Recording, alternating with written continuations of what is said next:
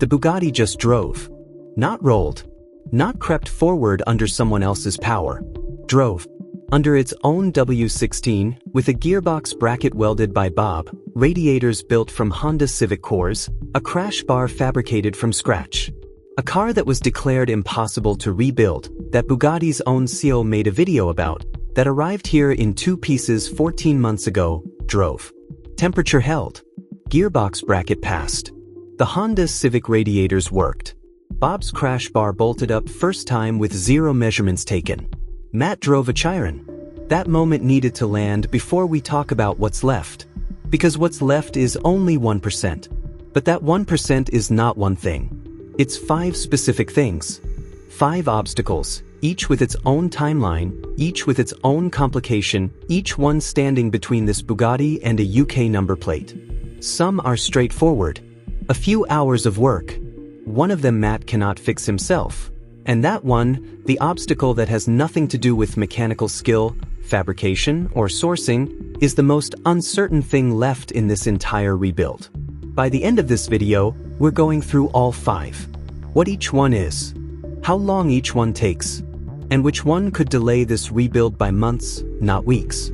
Easiest first. Hardest last. When Matt split the Bugatti chassis to access the gearbox, a process that involved a 2-post lift and bin wheels, a sensor got trapped.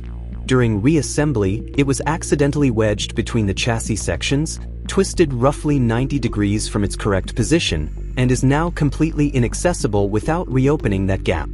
Not a full chassis split. Not the full bin wheel process.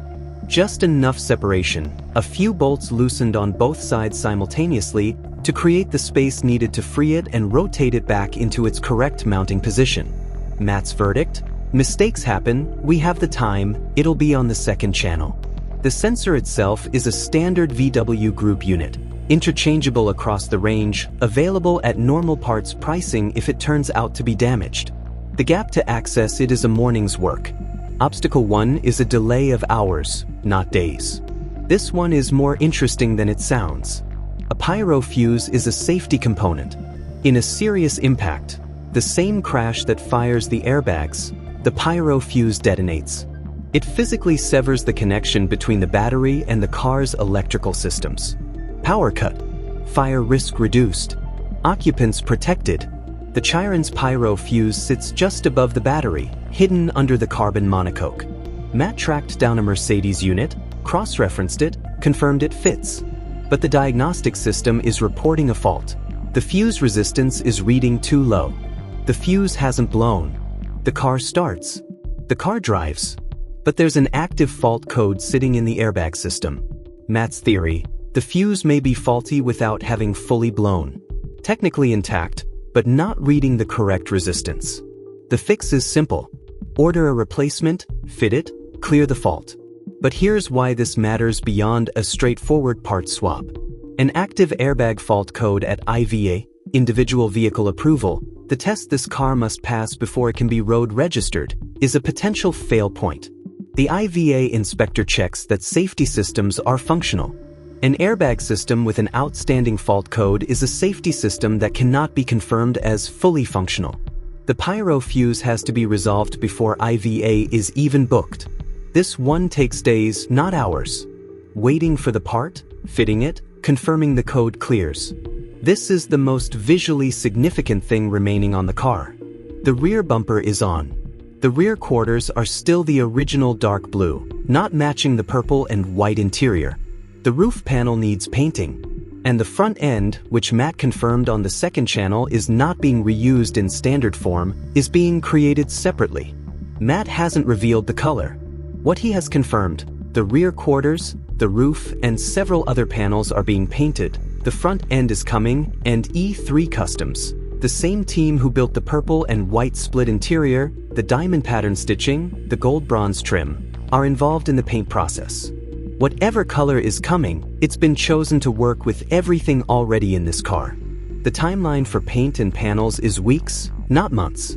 But the front end adds a layer of uncertainty because a non-standard front end, one that did not leave the Bugatti factory in its current form, needs to be manufactured, fitted, and confirmed before the car can present for paint in its final configuration. and the front end connects directly to obstacle 5. More on that shortly. Individual vehicle approval. The test a vehicle must pass to be registered in the UK when it cannot go through a standard manufacturer type approval process. A salvage title Bugatti Chiron, rebuilt independently with non-standard components and a crash history, does not get a number plate by walking into a DVLA office. It needs IV.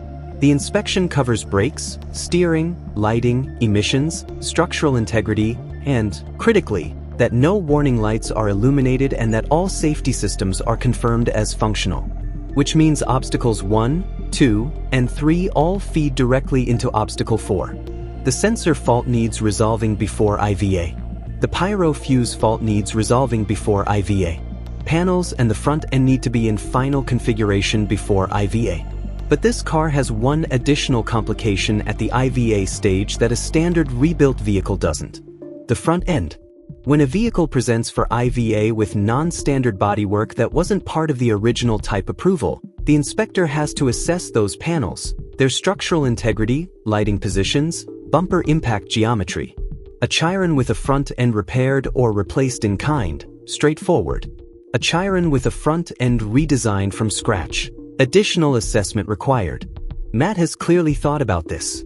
The speed at which the front end is being progressed suggests it's already been designed with IVA compliance in mind. But until it's revealed, fitted, and confirmed, Obstacle 4 cannot be fully booked. And Obstacle 4 cannot happen until Obstacle 5 is resolved. The BCM is the one Matt cannot fix. The body control module is the electronic brain of the car. It recorded the crash. It is sitting in this Chiron right now in a post-accident state. Certain systems are locked into degraded mode. Fault codes are active that no independent diagnostic tool can clear. To reset the BCM, to clear the crash data and return the car's electronic architecture to a post-repair state, requires Bugatti's proprietary diagnostic system, Leonardo. Leonardo exists only at authorized Bugatti service centers. Not because it's technically impossible to do independently, because Bugatti has encrypted the reset protocol. The decryption key sits inside their authorized network. Independent tools can read the codes. They cannot clear them. In 14 months, this is the first moment where Matt genuinely cannot find an independent path. He's sourced Audi airbags, Honda Civic radiator cores, a VW diesel starter motor, Amazon bolts, Porsche crash sensors, Mercedes pyro fuses, Lamborghini Gallardo fuse boards. There is no cross-reference for a BCM reset. No workaround. No forum thread with the answer. The only path is through Bugatti. The same Bugatti that locked the VIN. The same Bugatti whose CEO made a video saying this couldn't be done. Matt has to go to them, request a diagnostic session, and trust that somewhere in their authorized network, a technician who has watched these videos will say yes. But here's what changes the calculation. July 31st, 2026. The EU Right to Repair Directive comes into force. Software techniques that impede independent repair, prohibited. A BCM reset that's only accessible through manufacturer-controlled software is directly addressed by that legislation. The deadline is weeks away. Bugatti's legal team has read the directive. They know what it means. The realistic path to Obstacle 5 being resolved isn't an official statement from Bugatti corporate. It's a dealer, quietly, somewhere in the UK booking the car in. A technician who has watched every video performing the reset. The car leaves with the BCM cleared. No press release. No acknowledgement. That's how corporate positions and ground-level decisions diverge, and most technicians, given the choice, make the right one. If they don't, July 31st makes it a legal requirement rather than a human decision. Obstacle 1. Sensor repositioning, hours. Obstacle 2. Pyro fuse, days. Obstacle 3. Panels and paint, weeks. Obstacle 4. IVA, depends on 1 through 3, plus the BCM. Obstacle 5. BCM reset, unknown. Weeks to months. The car that was in 2 pieces 14 months ago is 5 things away from a number plate. 4 of those 5 things, Matt controls. 1 of them, he doesn't. That one thing is the last card Bugatti has. Bob's bracket held. The Honda Civic Core's cooled AW16. A crash bar built from a destroyed original in 60 hours bolted up on the first attempt. Matt drove a car that was declared impossible. 5 things left. 4 in his hands, 1 in theirs. The question isn't whether the BCM gets cleared. It's whether it happens before or after July 31st. And your answer to that question tells me exactly how closely you've been following this story. Obstacle 1 starts this week. Subscribe, because when that sensor is freed, the clock on the last 4 starts. The number plate is closer than it has ever been.